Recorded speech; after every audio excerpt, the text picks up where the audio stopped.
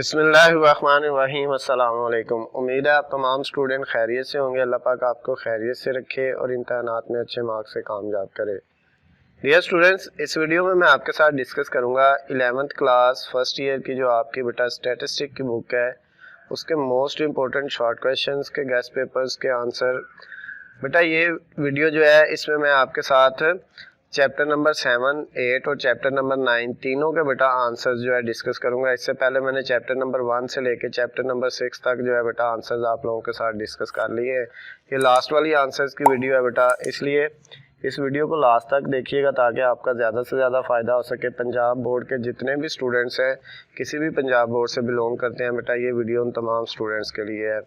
तो वीडियो को स्टार्ट करते हैं बेटा। सबसे पहले हमारे पास जो चैप्टर नंबर 7 का फर्स्ट वाला मोस्ट इम्पोर्टेंट शॉर्ट क्वेश्चन है वो है what are random number. Random numbers क्या होते हैं बेटा? नीचे इसका आंसर लिखा हुआ है, आपने ये याद कर लेना है, ये इसका आंसर है। अब मैं बेटा डिटेल में नहीं समझाऊंगा क्योंकि हमारे पास टाइम कम है, आपने इसको याद कर लेना। जो मसला होगा आप मुझे जो है ना कमेंट में बताइएगा, मैं जो है बेटा आपको उसका आंसर बता दूंगा। उसके बाद सेकंड वाला है how can random number generated है, तो ये बेटा उसका आंसर है कि रैंडम नंबर को कैसे जनरेट किया जाता है। उसके बाद थर्ड वाला बेटा हमारे पास right down the application of random number. Random number की एप्लीकेशन यानी रैंडम नंबर कहाँ कहाँ पे इस्तेमाल होते हैं, तो उसने बताया हुआ है साइंस में, आर्ट्स में, स्टैटिस्टिक में, क्रिप्टोग्राफी में, गेमिंग के अंदर, गैम्बलिंग और इस तरह की और बहुत सी फील्ड है जिनके अंदर ये इस्तेमाल होते हैं। उसके बाद बेटा नेक्स्ट 4 वाला जो क्वेश्चन है वो है what is random variable. Random variable की आपने बेटा तारीफ करनी है, तो ये उसका बेटा आंसर लिखा हुआ है। रैंडम वेरिएबल की तारीफ बेटा यहाँ पे लिखी हुई है।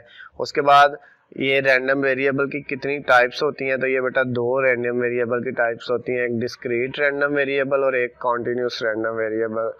नेक्स्ट बेटा कहता है give any 2 example of random variable. Random variable की 2 मिसालें आपने बेटा बतानी है, तो ये एक उसकी जो मिसाल बेटा ये वाली है, कॉइन के टास्क करने वाली, सिक्के वाली, और दूसरी बेटा रोलिंग डाइस यानी जो आप लूडो के दाने को फेंकते हो वो वाली 2 एग्जांपल है इसकी। उसके बाद इस चैप्टर का बेटा जो सेकंड लास्ट छठा क्वेश्चन है मोस्ट इंपोर्टेंट, उसमें कहता है sample space of random variable. Random variable के सैंपल स्पेस की आपने डेफिनेशन बतानी है। तो sample space is a set of value a random variable can take. कहता है सैंपल स्पेस में वो तमाम वैल्यूज आती हैं, एक वैल्यू नहीं सेट ऑफ वैल्यूज आती हैं जिनको रैंडम वेरिएबल ने रखा होता है एक जगह पे। जैसे अगर डाइस की बात करें तो उसके बेटा सैंपल स्पेस 1 से 6 तक बनेगी। लास्ट वाला जो बेटा इस चैप्टर का मोस्ट इंपोर्टेंट शॉर्ट क्वेश्चन है वो है define a continuous random variable. ये बेटा हमारे पास कॉन्टिन्यूस रैंडम वेरिएबल है, इसको आपने अच्छे से कर लेना है। ये उसकी डेफिनेशन लिखी हुई है और नीचे ये उसकी बेटा जो है एग्जांपल लिखी हुई है। तो ये चैप्टर नंबर जो है बेटा 7 के मोस्ट इंपोर्टेंट शॉर्ट क्वेश्चन थे, उनके आंसर थे। मैंने आप लोगों के साथ 6 तक पहले डिस्कस कर लिए थे ये 7 के। अब 7 के बाद अब 8 की बात करते हैं। चैप्टर नंबर 8 है बेटा हमारे पास प्रोबेबिलिटी डिस्ट्रीब्यूशन का। इस चैप्टर के बेटा जो मोस्ट इंपोर्टेंट शॉर्ट क्वेश्चन है उनके आंसर्स डिस्कस करते हैं। पहला शॉर्ट क्वेश्चन है what is meant by probability distribution. Probability distribution से क्या मुराद है? प्रोबेबिलिटी डिस्ट्रीब्यूशन किसे कहते हैं बेटा, उसकी तारीफ आपने करनी है। तो ये इसकी तारीफ लिखी हुई है। A probability distribution is a statistical function that describe all the possible values and probabilities for a random variable with in a given range. ये बेटा उसका आंसर है, इसको आपने अच्छे से प्रिपेयर कर लेना है। नेक्स्ट वाला हमारा क्वेश्चन है बेटा define probability density function. Probability density function की तारीफ आपने करनी है। तो बेटा प्रोबेबिलिटी डेंसिटी फंक्शन को हम PDF यानी P for probability, D for density और F फॉर फंक्शन, तो इसको PDF से लिखते हैं। और इसकी बेटा जो आपके पास है कहता है in statistic a function whose integral is calculated. Integral means उसकी वैल्यू जो है उसको कैलकुलेट करते हैं to find the probability associated with a continuous random variable. यानी इसकी वैल्यू को बेटा हम किसके साथ, कॉन्टिन्यूस रैंडम वेरिएबल के साथ जो है फाइंड करते हैं। तो ऐसा फंक्शन जिसकी वैल्यू कॉन्टिन्यूस रैंडम वेरिएबल से फाइंड की जाए वो बेटा प्रोबेबिलिटी डेंसिटी फंक्शन कहलाता है। उसके बाद बेटा इस चैप्टर का थर्ड वाला जो क्वेश्चन है कहता है 2 कॉइन आर टॉस्ड। 2 सिक्कों को टॉस करें एक्स क्या है, number of heads to make probability distribution of X. X जो है उसमें नंबर ऑफ हेड्स हैं, तो एक्स की जो है बेटा प्रोबेबिलिटी डिस्ट्रीब्यूशन आपने बतानी है। तो ये बेटा इसका नीचे आंसर लिखा हुआ है, इसको आपने अच्छे से प्रिपेयर कर लेना है। अगर कोई मसला होगा तो आपने मुझे बताना है इसमें, अगर आपको किसी चीज़ की समझ नहीं आती तो ये वाला बेटा आपने इसका आंसर कर लेना है। उसके बाद इस चैप्टर का चैप्टर नंबर 8 का जो 4 वाला क्वेश्चन है उसमें बेटा आपने क्या लिख रहे हैं, describe the properties of discrete probability distribution. Discrete probability distribution की आपने बेटा प्रॉपर्टीज लिखनी है। तो बेटा इसकी दो प्रॉपर्टीज हैं। पहली क्या है, each probability between 0 and 1 inclusive the sum of probabilities is 1। इसका एक तो ये है कि प्रोबेबिलिटी का सम हमेशा 1 आता है, और उसके बाद बेटा 0 और 1 के दरमियान में जो प्रोबेबिलिटी हमेशा होती है, ना 0 से कभी छोटी हो सकती है और ना 1 से कभी बड़ी हो सकती है प्रोबेबिलिटी की वैल्यू। और प्रोबेबिलिटी की टोटल वैल्यू को सक्सेस और फेलियर को ऐड किया जाए तो 1 आना चाहिए, इससे ज़्यादा नहीं आना चाहिए। उसके बाद अगला बेटा क्वेश्चन है चैप्टर नंबर 8 का 5वां क्वेश्चन है, right down the two properties of expectations.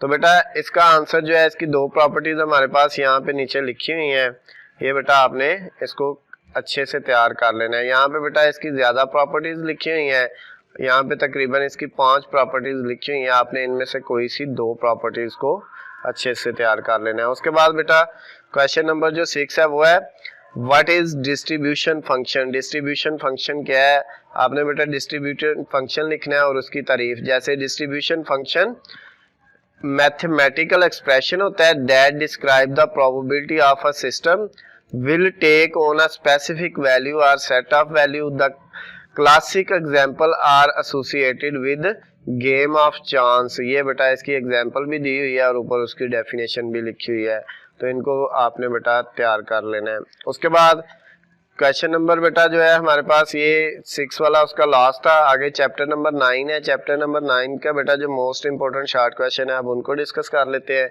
Chapter number 9 का बेटा जो फर्स्ट वाला मोस्ट इंपोर्टेंट जो है शॉर्ट क्वेश्चन है वो हमारे पास कौन सा है। चैप्टर नंबर 9 का नेम है बायनोमियल एंड हाइपरज्योमेट्रिक प्रोबेबिलिटी डिस्ट्रीब्यूशन। इसका फर्स्ट वाला है define binomial experiment. Binomial experiment की तारीफ करें। तो बेटा बायनोमियल एक्सपेरिमेंट की तारीफ क्या लिखी हुई है, an experiment consisting of a fixed number of independent trials each with two possible outcome, success and failure and the same probability of success।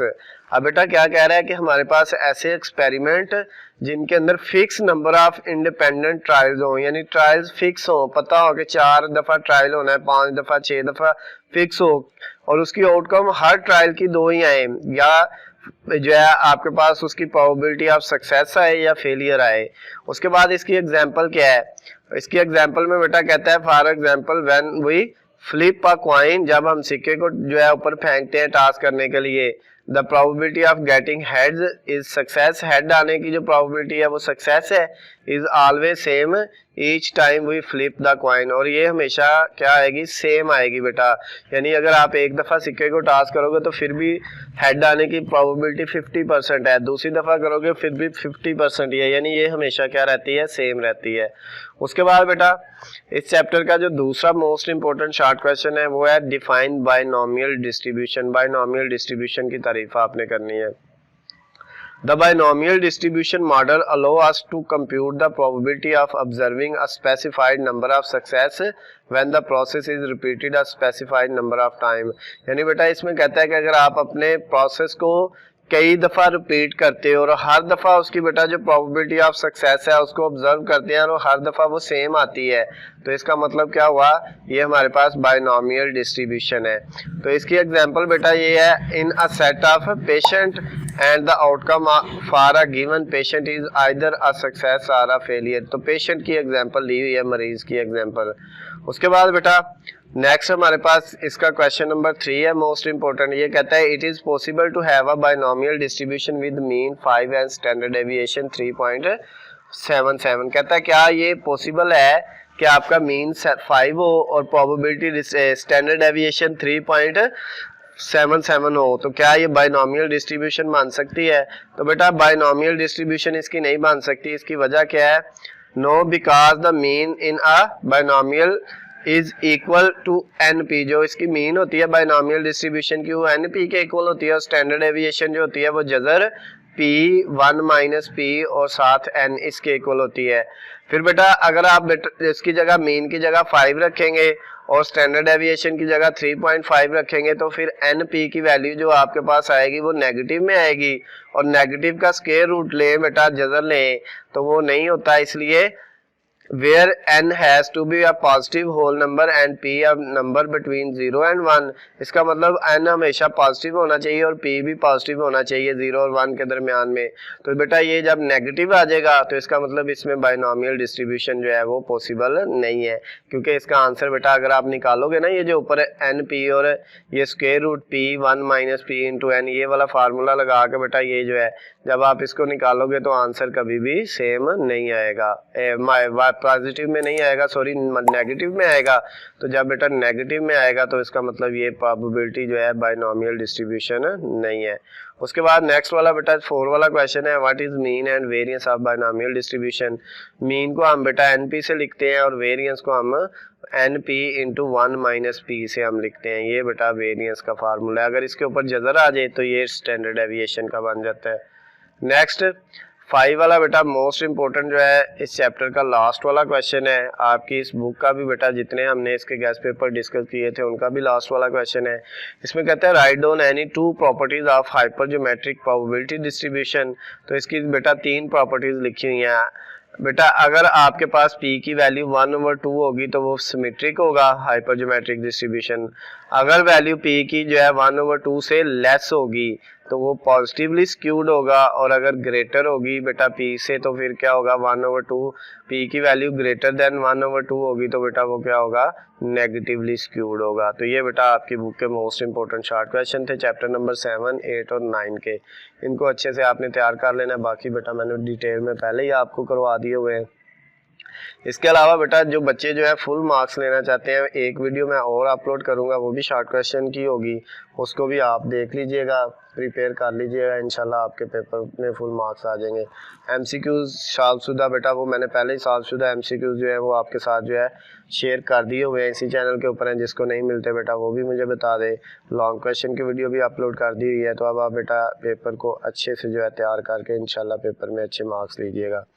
Video पसंद आई हो तो इसको ज़्यादा से ज़्यादा लाइक करें, जितने दोस्तों के साथ हो सकता है शेयर करें, और चैनल को सब्सक्राइब कर लें, बेल आइकन के बटन को प्रेस कर लें ताकि आपको हमारी आने वाली तमाम नई गेस्ट पेपर्स और पेपर पे स्कीम्स की वीडियो अपडेट बआसानी मिल सके। अल्लाह हाफिज़, खुश रहें।